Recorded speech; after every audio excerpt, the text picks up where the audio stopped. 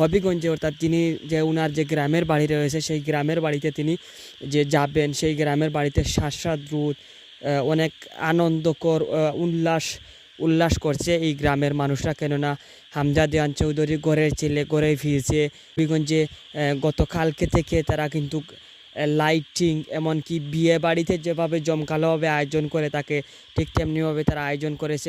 এলাকার মানুষ, গ্রামের মানুষজন এই হামজা দেওয়ান চৌধুরী যে ওনাদের এলাকায় আসছে আনন্দ উল্লাস করছে, উল্লাসে মেতে উঠেছে এবং গ্রামের মানুষরা খুব এনজয় করতেছে। এবং যে হামজা চৌধুরী নিজেদের এলাকায় আসছে আলাদা একটি ভালো লাগা কাজ করছে। কেননা হামজা দেওয়ান চৌধুরী তিনি ইংলিশ প্রিমিয়ার লিগে লেস্টার সিটি থেকে ডাইরেক্ট এখন শেফিল্ড ইউনাইটেডে হয়ে খেলছেন। তিনি বিগ ক্লাবের এগেনস্টে খেলেছেন, অর্থাৎ লিভারপুল, ম্যানচেস্টার সিটি এগুলার এগেনস্টে খেলেছেন। সেজন্য অনেক এক্সপিরিয়েন্স যোগ্য একজন ফুটবলার।